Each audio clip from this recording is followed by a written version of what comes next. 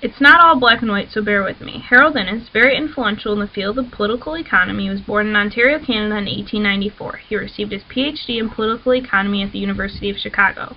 He believed improvements in communication make for an increased difficulty in understanding.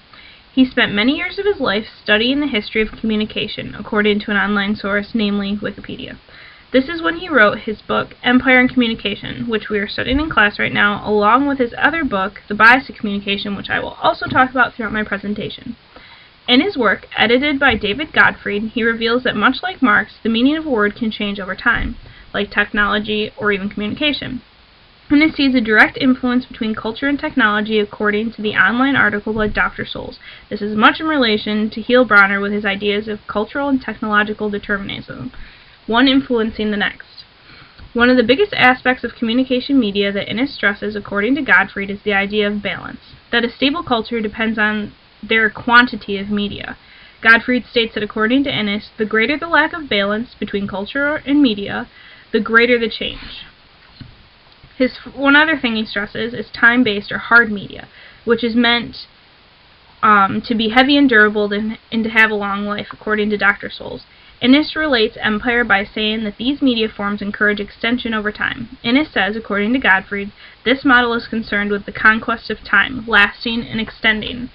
Another thing he stresses is space-based, or light media, which tends to transfer easier over long distances, such as paper, though it is short-lived.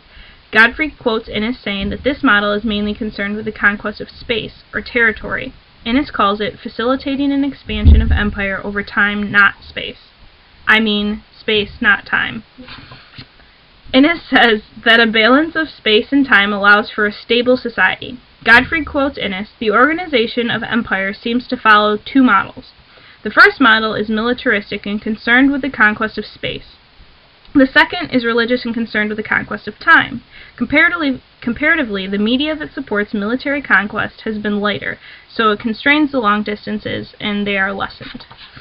When there is no balance between these two, Innis states a society can be invaded, disintegrated, or even head in the direction of a depression.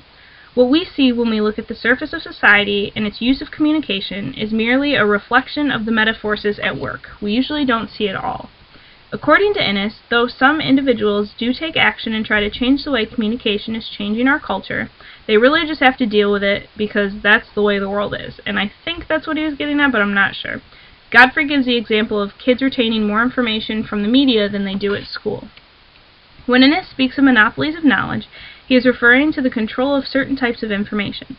Just look at how schools monitor information that's taught, or how doctors have so much information about our lives, or even the government in general, full of information.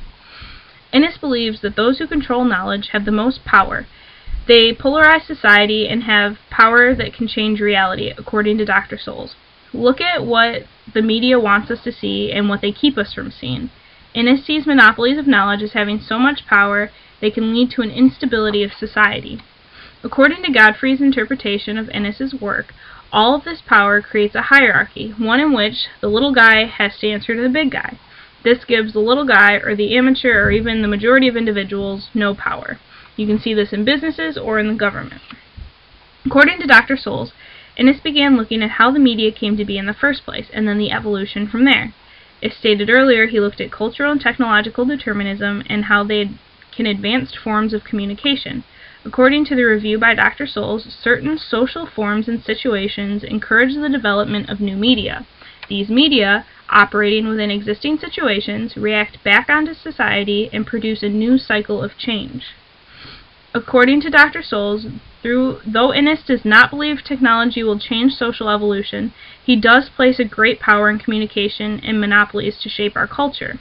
Dr. Souls says Innis can be seen as a technological realist, mediating the technological humanism, emphasizing the creative possibilities in each new medium, and the vision of technological dependence. Innis believes that communication media transmits information quickly over distances can upset the balance required for cultural survival.